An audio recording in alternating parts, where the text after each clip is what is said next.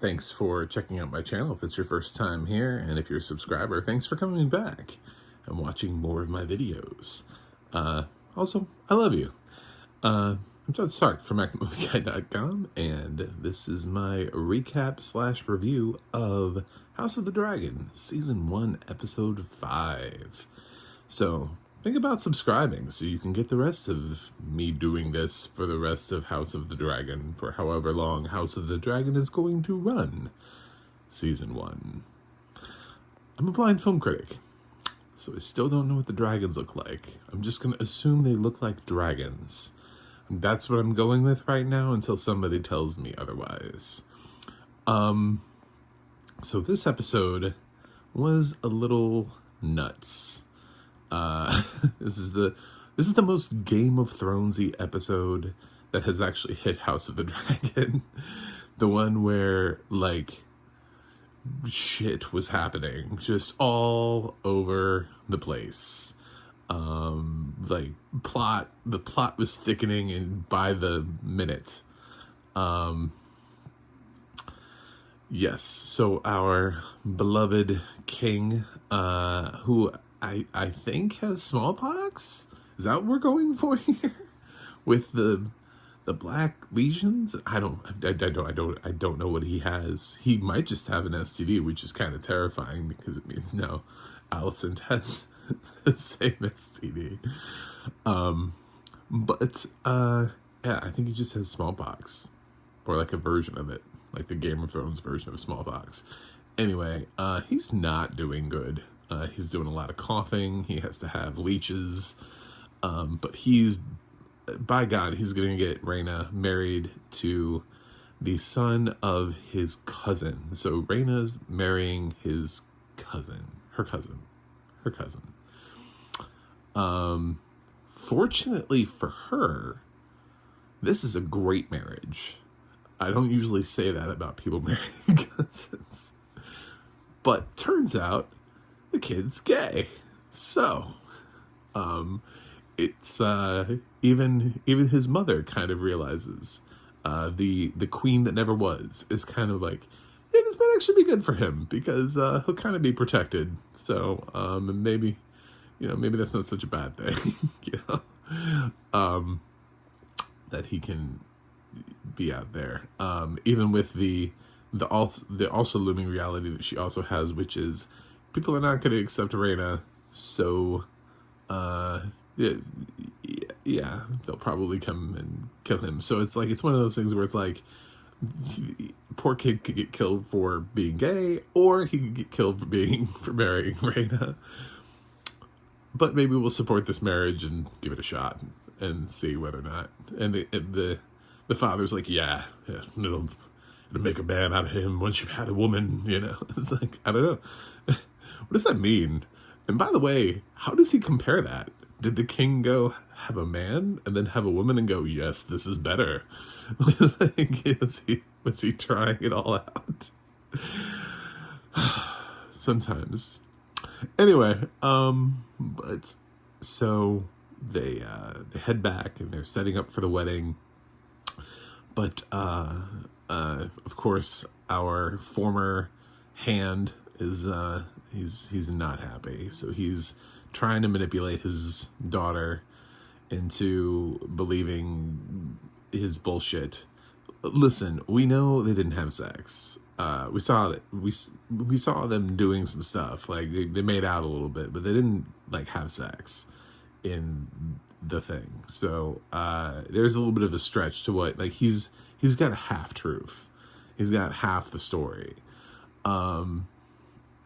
So for Alicent to go full throttle on this thing, first of all, she finds out that because she still kind of refuses to believe that Rhaena and Daemon hooked up. So she asks Christian, thinking Christian's like the loyal bodyguard, he'll know.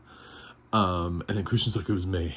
Because he's really upset that Rhaena is not marrying him and running away with him to the lands of Cinnamon, or whatever the fuck he was talking about. I liked that character until he started speaking. And then he's all like, it was me. I have soiled myself. And it's just, I don't, I just, this episode made me not like Christian real fast. I thought he was a great character. First, up until this episode, I was like, oh, never mind. You suck. And,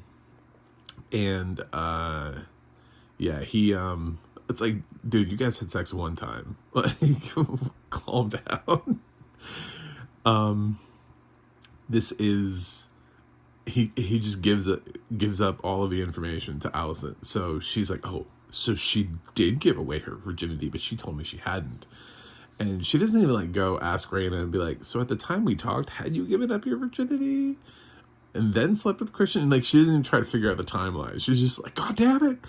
And then she like turns into, you know, I'm going to go after Raina now. I'm going to be the bitch that my father wants me to be, you know, and burn this place to the ground. Make sure that my son becomes king. So, it leads into just more craziness. Damon shows up for the wedding, which is never a great idea. Damon also killed his wife this episode, which we saw her for all of like 5 seconds, and then she's just dead. Apparently she was like a great writer, so the fact that she died in a horse accident immediately has everybody suspicious. She's like, no, that never would have happened. Yeah, so he's single now, which I'm sure makes his former prostitute. I have to learn everybody's characters' names. It's only been 5 episodes. There are like 30 characters in this show. And I know it's Viserys, but I always like to call him Thesaurus, by the way. So if you ever hear me say King Thesaurus, because that's kind of what it sounds like with the accents in the audio description. Every time somebody says his name, I'm like, ooh, Thesaurus, that would be a cool name. But so they show up for the wedding, and Raina's gonna marry, and everything is going swimmingly. And then I don't know what the fuck happened. Some people like storm in out of nowhere. And Christian beats the lover of the future King Regent to death.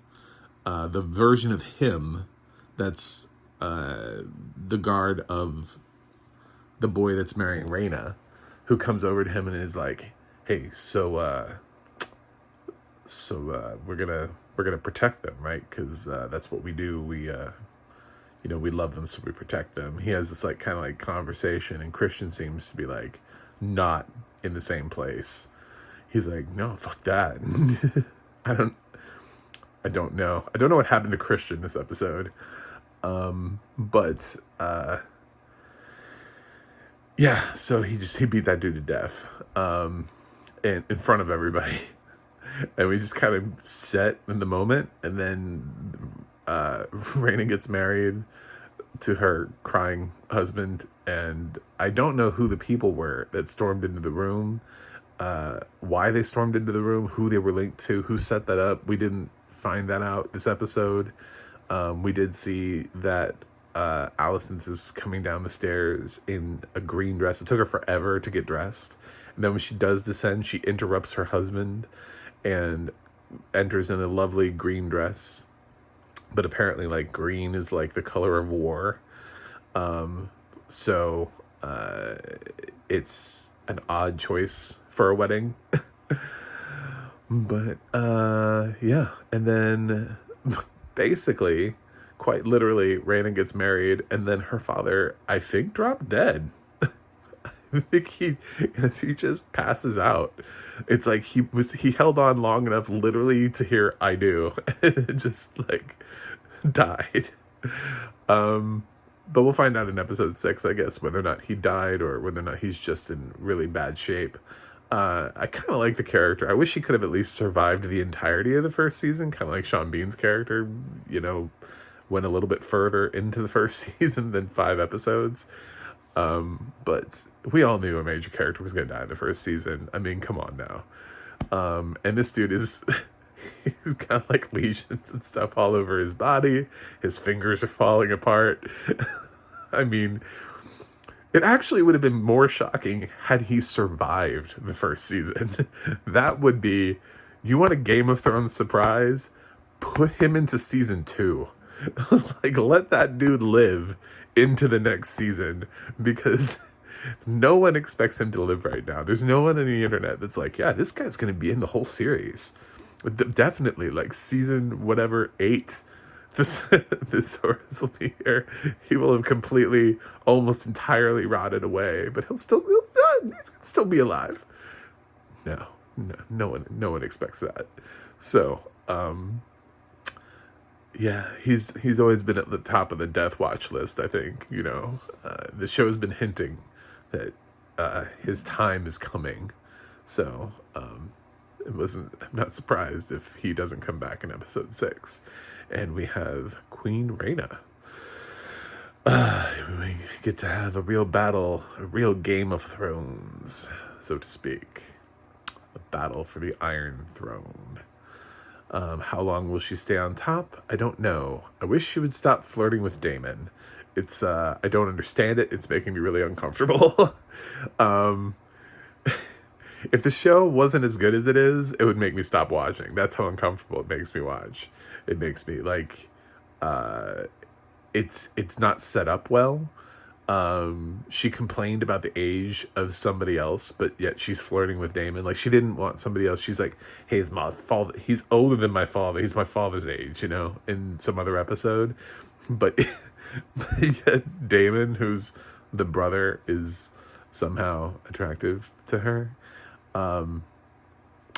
So I don't understand. I don't understand what she's doing with Daemon. I don't know if she's just screwing with him, and thinks that she can use him and try to get some sort of weird position of power. I don't know, but it's weird, and I'm not here for it right now. So I'm okay with, like, the rest of the storylines in this show, but every time Rhaena speaks to Daemon, like, she just, like, they need to go into a closet. It bothers the hell out of me. I'm just, no, stop it. Stop being a Lannister.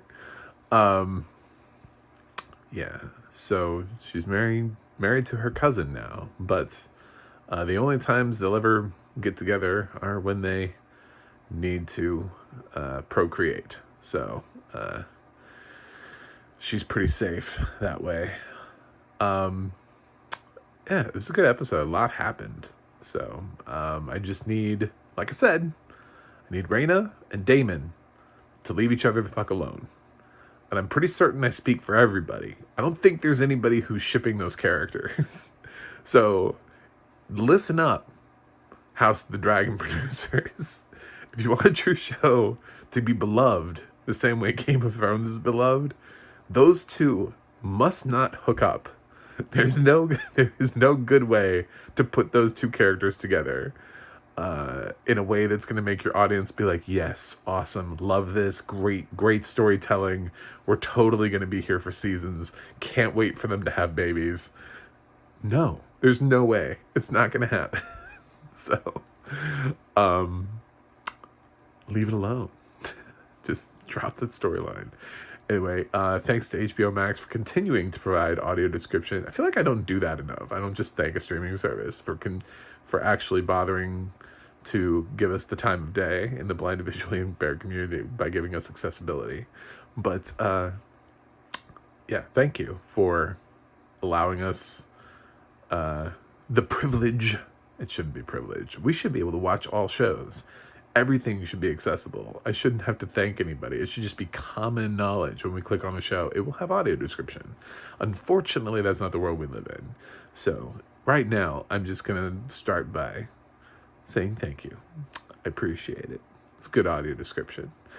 And we're going to move on to a grade. So I'm going to go with House of the Dragon, Season 1, Episode 5. I'm going to give it an A-.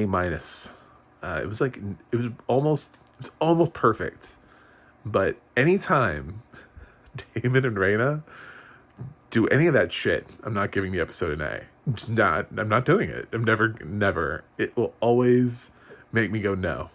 So, it was a near flawless episode, but then those two had to have a conversation, and it lost its A grade. Plus, honestly, Christian, he had such great character development, and then this episode, he was just kind of a whiny bitch. And he really kind of showed that he has no backbone. I mean, he just immediately comes out and just starts like crying to Allison about stuff too. So I didn't develop Christian very well either. So, but we're only 5 episodes into a show that I'm sure is going to run like 7 seasons. So there are probably characters that we're going to fall in love with that haven't even been introduced to the series yet. Not a big deal. I'm sure in season 5 we'll be like, who was Christian? Oh, that guy. I feel like that's going to happen. Anyway, thanks for staying. Hopefully you subscribe. I'm at 70, and it's in September, and I think I can get to 100 this year. I think I'm going to be one of those YouTubers that's on the race for a certain number. I'm within striking distance of 100.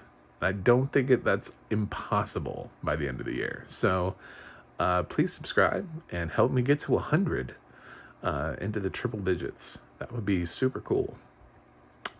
You can go to the audio description project at adp.acb.org, and it'll let you know what has audio description, where you can watch it. You can go to the adna.org, which is like IMDb for the narrators, and you can see what everybody's doing over there. It's got a bunch of resumes. Wish they could be on IMDb. That would be awesome, instead of them having to crowdsource their own website. And as always, you can visit movieguy.com. That's my site. And for now, I got to go review something else, but I will see you on the other side.